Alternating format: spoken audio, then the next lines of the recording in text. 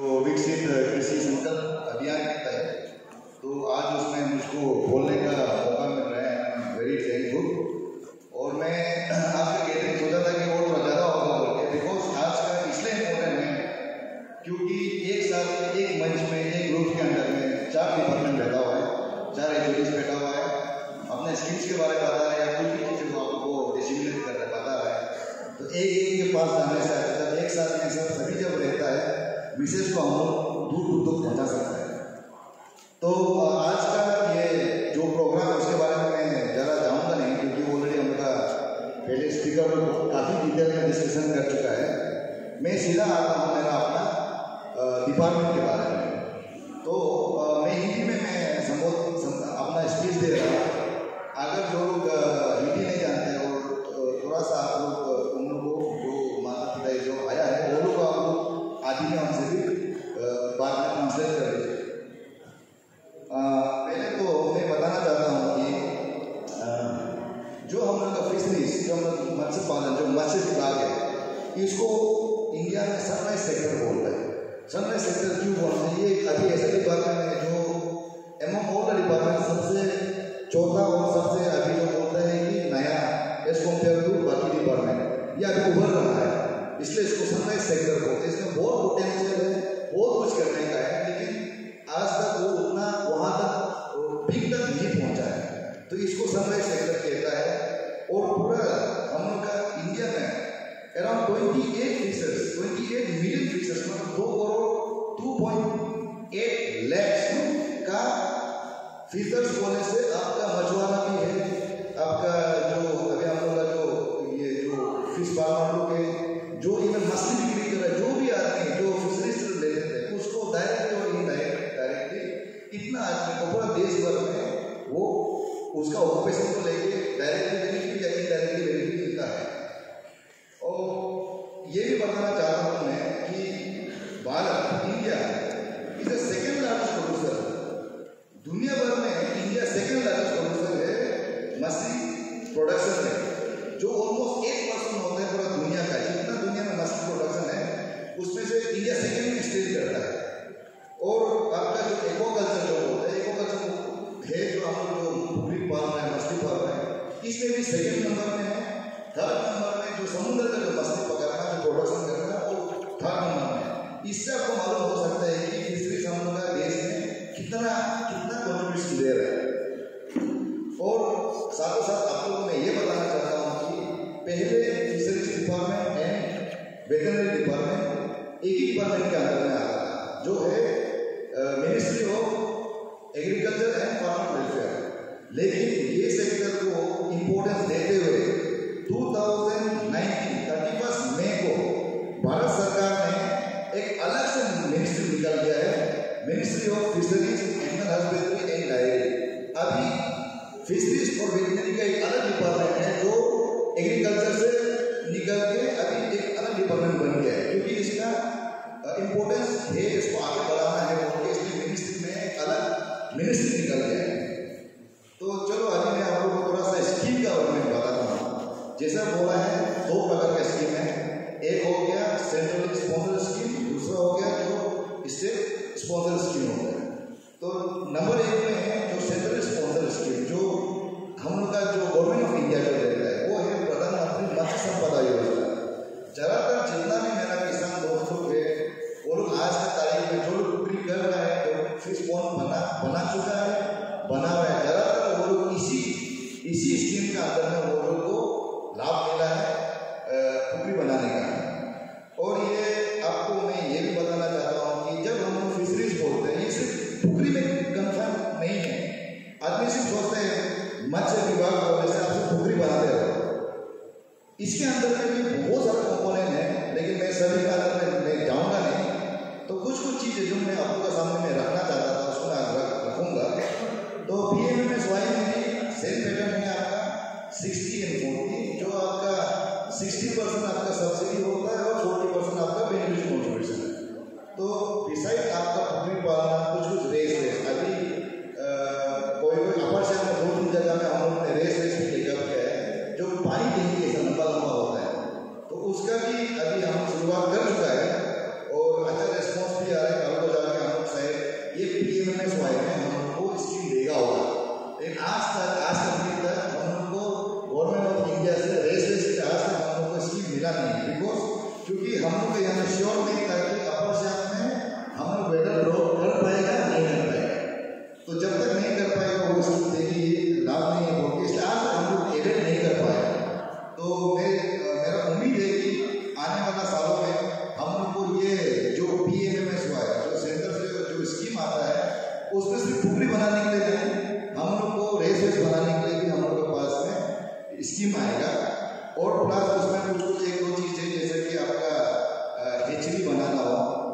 होने से, जैसे कि मछली का बच्चा हम आसाम से लेकर आता है, तो वो सब चीज़ को ये करने के लिए हम कल को अगर यहाँ जब नंबर्स ऑफ फिश फार्म ज़्यादा बढ़ जाएगा, हमारा जो मछली जो डिमांड होगा बच्चा का, उसको हम यहाँ को भी प्रोड्यूस कर सकने के लिए हेचरी का भी प्रोविजन है।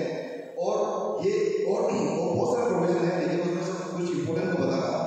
और कल को जाके अभी मान लीजिए अगर हम लोग का ये मछली बाजार है तो हम लोग के इसका अंदर में फिश मार्केट के लिए भी प्रोविजन है।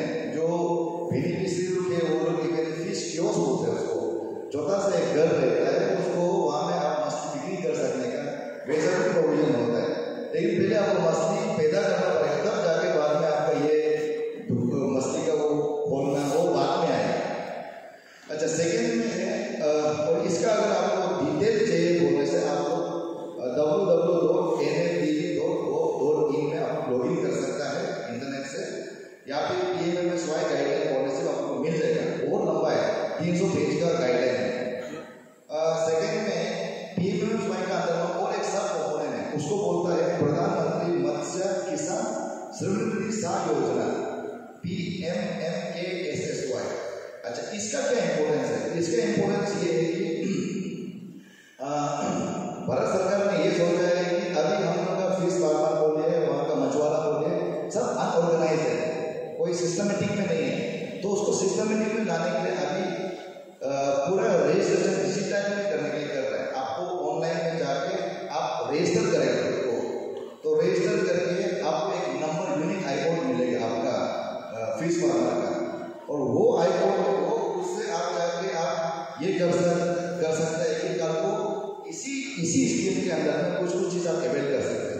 क्या अवेल कर सकते हैं मैं बताना चाहूँगा।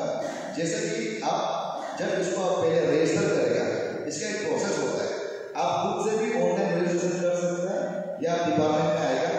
जब आप रजिस्ट्रेशन करेगा, हम लोग डिस्ट्रिक्ट से रजिस्टर करके अप्रूवल स्टेट लेवल में भेजते हैं, स्टेट से फिर अप्रूवल होकर आपका सेंटर में जाता है। वहाँ जब सेंटर से आप लोग का अप्रूव हो जाता है, आप लोग का ये प्रोसेस से आप लोग का सब पे अकाउंट में 100 रुपया ऐसे फ्री में गवर्नमेंट आपको देगा, वो एनकरेज करने के लिए आप लोग रजिस्टर करोगे। दूसरा, हम लोग तो नॉर्मली क्या है कि सब कुकरी ही पाल रहे हैं, मछली पाल रहे हैं। तो भारत सरकार का ये था कि सिर्फ मछली पालते रहने से भी नहीं होगा, ये भी ध्यान में देना है कि कल को अगर कुछ प्रोसेस होता है, जैसे कि लाइव स्टॉक, ये तो हमको लाइव स्टॉक हो गया, एनिमल हस्बेंड्री और फिशरीज, ये दोनों ऐसा ही एक चीज जंतु वाला चीज है, मरता है।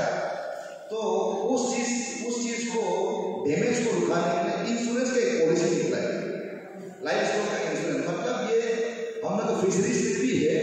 कल को मान लीजिए आपका पुकरी है, आपने मछली का बच्चा लेकर आया, लेकिन देखा कि आपने जितना मछली का बच्चा लेकर आया सब अचानक बीमार हो गए या कुछ हो गए, सडनली 90-100% मर गया, तो आपको क्रॉप डैमेज लॉस हो गया। तो गवर्नमेंट ने एक प्रोविजन दिया है, ये प्रोविजन है कि इंश्योरेंस कवरेज मछली के लिए, मछली का बच्चा तो इंश्योरेंस कवर करने के लिए दिया है। उसमें क्या है कि जो प्रीमियम होगा, जो इंश्योरेंस का प्रीमियम तो आएगा नहीं, जो इंश्योरेंस का प्रीमियम होगा उसका 60% जो पैसा है वो गवर्नमेंट भारत सरकार पे कर देगा। आपको सिर्फ 40%, जैसे कि आपको 1000 रुपया देना था, आपको 600 रुपया आपको गवर्नमेंट आपका भर देगा, 400 रुपये से आपको भरना पड़ेगा, आपका मछली सिक्योर हो जाएगा। कल को अगर कुछ हो के मर भी गया तो हमेशा आपका लॉस नहीं होगा। तो ये बहुत लोग नहीं जानता है, इसका आज ये बात करना चाहता था। और इसमें एक चीज है कि ये सिर्फ ओनली फॉर 1 crop, साल का 1 crop के लिए है, और आपको करना है बोलने से विदिन 1 month। अगर आप आज मछली का बच्चा डाला है, 1 महीना के अंदर में आपको इंश्योरेंस करना पड़ेगा, नहीं तो ये नहीं होगा। और इसमें वो फ्लड वगैरह से या फिर कुछ से डैमेज जो होगा वो कवर अप नहीं होगा, और उसको कवर अप करने में आपका प्रीमियम बढ़ जाएगा। अच्छा, उसके बाद में तीसरा है GAIS होते हैं, ग्रुप एक्सीडेंट इंश्योरेंस स्कीम। इसमें भारत सरकार ने यह कहा है कि जो समुद्र में जो मछुआरा लोग जो होता है, fishing is one of the बहुत मतलब एक ऑयल माइनिंग खुदान में जो कोयला जो निकलता है, ये दुनिया का सबसे रिस्की जॉब है बोलता है। और सेकंड रिस्की जॉब हम लोग का जो फिश, जो समुद्र में जो मछली पकड़ने जाता है, कभी तूफान आ गया कुछ आ गया, वो हाई रिस्क है। तो जो फार्मर लोग के जो फिशरमैन हैं, वो लोग का लाइफ को सिक्योर करने के लिए गवर्नमेंट ऑफ इंडिया ने ये एक स्कीम निकला है, GAIS, group accident insurance scheme. इसमें क्या है कि इसमें आपको कुछ देना नहीं, आपको कुछ पेमेंट करना नहीं है। अगर आप एक फिश फार्मर है, आप फिशरी से कुछ भी रिलेटेड काम करता है, तो वहाँ से इसका एलिजिबल होता है। इसमें सिर्फ उतना ही है कि आपको 3 केसेस में आपका एज 18 से आपका 70 ईयर्स होना है। इसमें क्या प्रोविजन है, कल को अगर आपका देहांत हो जाता है, एक्सीडेंट में आप दुर्घटना में मर गया, या फिर आपका तो कुछ आप अपाहिज हो जाते होते हैं, हाथ पाँव सब खराब, आप काम नहीं कर सकते हैं, तो गवर्नमेंट आपको 5 लाख का कवरेज दे रहा है। सेकेंड में है, अगर आपका पार्सल डैमेज, अगर एक हाथ टूट गया, एक पाँव टूट गया, कुछ हो गया, उसमें 2,50,000 का कवरेज दे रहा है। तीसरा है, अगर आप बाई चांस से आप एक्सीडेंट हो गया, हॉस्पिटलाइज हो गया, हॉस्पिटल में एडमिट हो गया, उसमें आपको 25,000 आपको कवरेज दे रहा है। तो ये इतना एक अच्छा स्कीम है। हम सिर्फ मछली पालना, लेकिन मछली पालते बोलते खुद को भी तो ध्यान देना पड़ेगा। कल को अगर आपको कुछ हो गया, बोलते आपका फैमिली डायरेक्ट वो पैरालाइज हो जाएगा, तो उसको मध्य ये इम्पोर्टेंस देते हुए गवर्नमेंट ने ये स्कीम शुरुआत किया है। और इसका जो प्रीमियम होता है, जो पैसा जो देना होता है, वो प्रीमियम को government of India plus state government ये दोनों बेयर करेगा। आपको 1 रुपया इसमें डालना नहीं है, तो ये भी एक अच्छा है। और हम लोग प्राइवेट सोसाइटी में क्या होता है कि नॉर्मली कोई मेडिकल में अचानक से कुछ एडमिट हो गया, कुछ एक्सीडेंट हो गया, हम लोग के पास में सेविंग्स नहीं रहता है, पैसा नहीं रहता है हम लोग के पास में, तो उस टाइम में क्या हो जाता है कि हम लोग को बहुत तकलीफ मिलता है। कभी हम लोग किसी से मदद मांग रहा होगा, किसी से लोन ले रहा होगा, तो कम से कम गवर्नमेंट आप लोग ये इतना एक अच्छा स्कीम दे रहा है, तो आप लोग उसको अवेल करना है।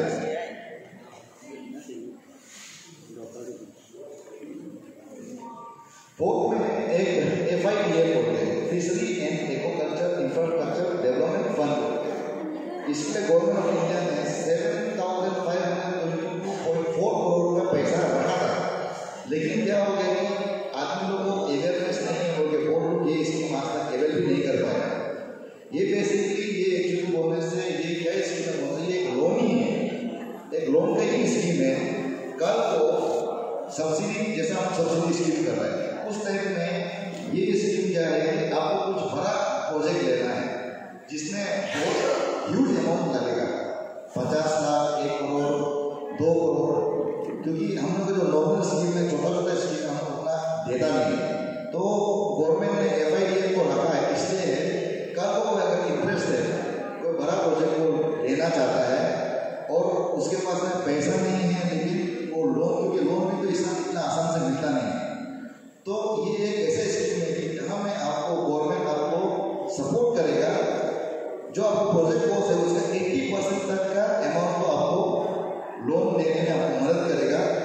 और उसमें आपका प्रॉफिट क्या है बोलने से उनका जो इंटरेस्ट का पेंशन, जो इंटरेस्ट को माफ करना, कम करना,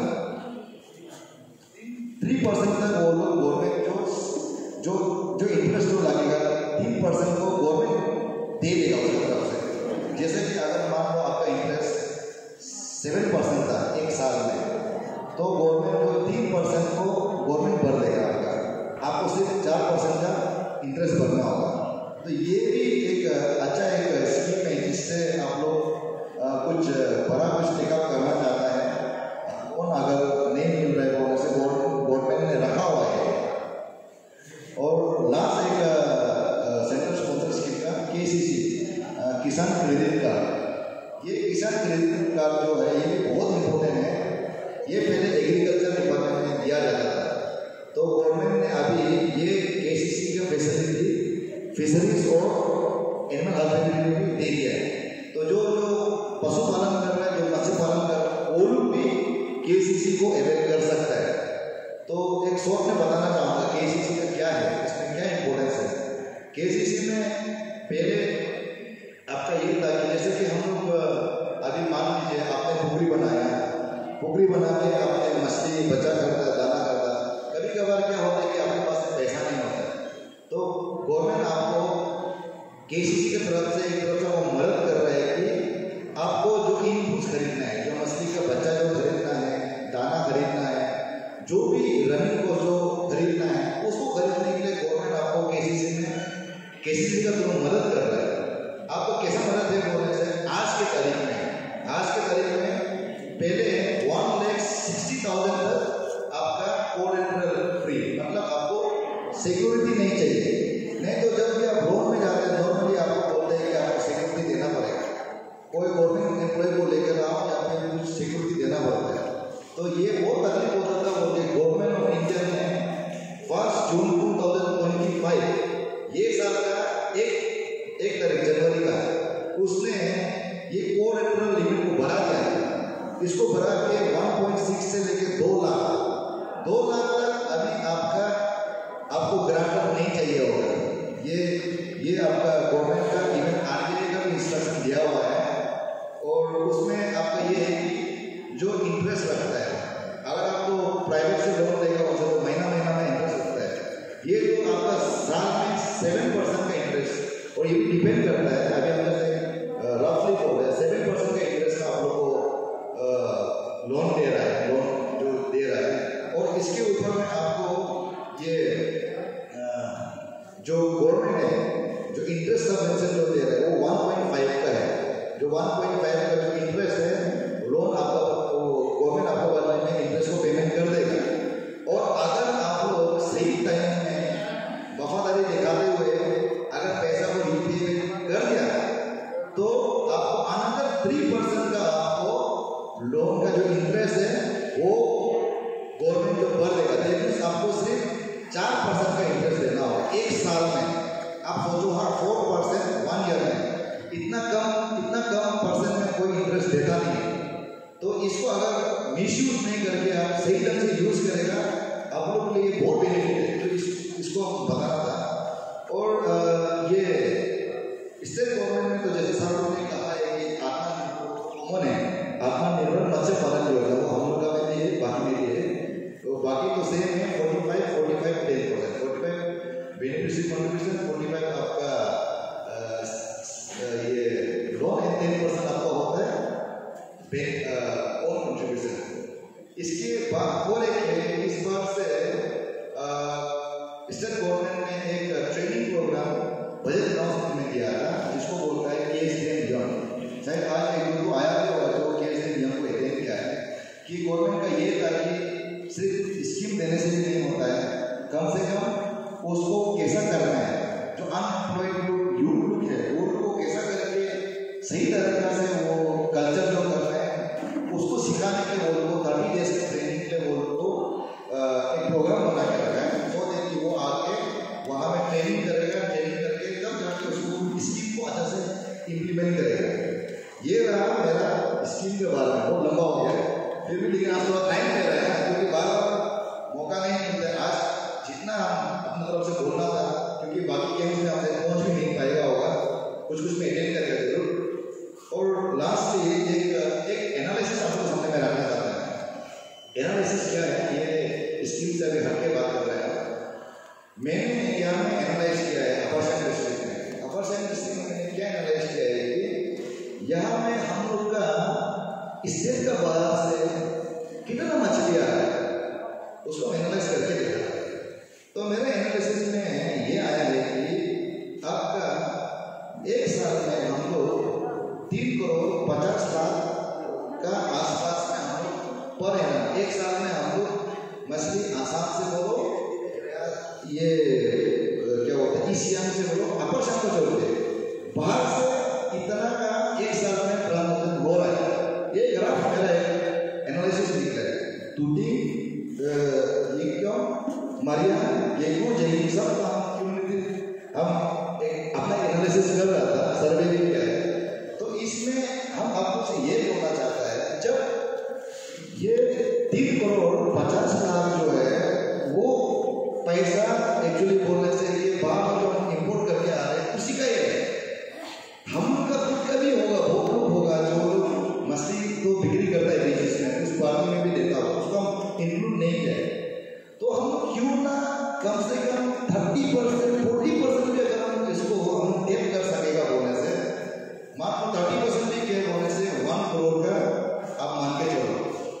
इतना पैसा को हम ये जो मार्केट है इसको हम अगर कैप्चर कर सकें फार्मर्स को, ये हम लोग के लिए बहुत बड़ा एक अचीवमेंट होगा।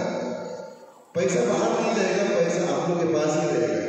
हम लोग का पैसा बाहर भी जा रहा है तो हम लोग बोलते हैं ना वोकल फॉर लोकल, तो इसको करके हमें कोशिश करना है कि दिमाग लगा के जब मछली पाल रहे होने से ऐसे बुजुर्ग भगवान का भरोसा में नहीं छोड़ना है, उसको साइंटिफिकली कैसा करके करना है और ये भी देखना है कि हम क्या पाल रहे हैं। जो जगह में जैसा एक एग्जाम्पल बोलेगा जहाँ में वो आपको गाय पालना है बकरी पालेगा तो नहीं होगा, मतलब कैंडिडेट को सेलेक्ट कर रहा है। हम लोग वहाँ से आसाम से उठा के जो देता है एक डाल देता है, लेकिन सब यहाँ पे रिस्पॉन्स नहीं देता है। तो आप यहाँ पे कोई फार्मर आया है वो लोग से एक दो साल तो क्या होगा मालूम चला होगा कि कोई मछली है जिसका रिस्पॉन्स अच्छा है, कोई ग्रोथ अच्छा नहीं है। और प्लस हम लोग आपस का एक तकलीफ भी है, एडवांटेज भी है कि एडवांटेज तकलीफ भी है कि हम लोग जोग्राफी बहुत बड़ा है, तरह खराब है, एकदम कनेक्टिविटी प्रॉब्लम है, लेकिन हम लोग का एडवांटेज ये है कि जैसा गाँव से बोल रहा था हमारे पास में अलग अलग जोन है, तो जोन में जो टाइप का मछली पालना है जिससे ज़्यादा बेनिफिट मिलेगा उसको ही लेके जाना है। और ये जैसे मैं रेस के बारे में बोल रहा था, अभी 1 साल हो गया हम लोग का अपर शहर में ट्राउट का सक्सेस होकर बैठा हुआ है। तो मैं चाहता हूँ कि हम लोग का अपर शहर नियरेस्ट है, यहाँ में ट्राउट कहाँ हो रहा है अरुणाचल में, हम लोग का वेस्ट कामेंग में हो रहा है, बुमदिला साइड में, और आपका ये मिचुका सियोन में। तो हम उस साइड का बात नहीं कर रहे हैं, हम सेंट्रल अरुणाचल का बात करेगा। We are the nearest area from Pasighat या डिब्रूगढ़। अब ध्यान रखिए, जो मिचुका से पहुंचेगा मिचुका का नियरेस्ट आलो से अगर बाहर जाना है बोलने से भी आपको शिलापत्थर कहीं नहीं करना पड़ेगा। हम लोग को अगर कहीं बाहर जाना है बोलने से हम लोग पासीघाट हमारा नियरेस्ट एयरपोर्ट है, अभी रेलवे ट्रेन भी आने वाला है। तो हम लोग के पास में इतना एक अच्छा एक एडवांटेज है, अगर हम लोग यहाँ में सपोज हम लोग चाहे ट्राउट बोलो कुछ भी बोलो या फिर ऑरेंज बोलो, मतलब एनी एग्री लाइक का कुछ भी क्रॉप्स बोलो, हम लोग के पास में एक एडवांटेज है कि हम लोग का जो डिस्टेंस ट्रैवल जो होगा, जो nearest airport nearest railway station, ये हमारे पास में बहुत बड़ा एक एडवांटेज है। तो ये एडवांटेज को आप लोग दिमाग में रखिए। आप लोग जब कुछ भी गार्डनिंग वगैरह कुछ भी कर रहे हो तो उस टाइम में करो कि इसको एक्सपोर्ट करना है। डोमेस्टिक मार्केट में आपको पैसा नहीं मिलेगा, आपको जो एक्सपोर्ट जो इसका वैल्यू ज़्यादा है वो करने से आपको मिलेगा। तो उस ये बोलते हुए 10 लंबा हो गया। मैं वही एक्सपेक्ट करता हूँ कि जब गवर्नमेंट इतना साथ दे रहा है और अगर आप लोग का डिटर्मिनेशन है, आप लोग का डिसिप्लिन है बोलने से, हाँ मेरा सोच है कि अपर शाह ऐसा एक डिस्ट्रिक्ट बनेगा जो बहुत आगे जाएगा। इन नियर फ्यूचर में एक सेल्फ सफिशिएंट आत्मनिर्भरता जो होता है वो डिस्ट्रिक्ट वो चीज़ को अचीव करने में हम लोग ज़्यादा कष्ट करने का ये तकलीफ नहीं होगा, टाइम नहीं लगेगा। और लास्टली मैं अपना वाणी को एक फेमस हम लोग का जो डेथ प्रेसिडेंट ने मेरा वो फेमस कोटेशन भी है, इसको बार बार बोलता है, सपना देखना है। तो उसने वही कहा था कि dream transform into thoughts result into action. आप जितना सपना मारेगा वो सपना को आप ये करने के लिए आपका प्लानिंग शुरू हो जाएगा, और जब प्लानिंग करेगा थॉट्स में आएगा तब जाकर एक्शन में होगा। इसलिए सपना देखना चाहिए। और चलो हम ये करते हैं, एक सपना देखते हैं कि कल को हम एक विकसित अपर शाह बनाते हैं, एक विकसित अरुणाचल बनाते हैं। जय हिंद, जय अरुणाचल।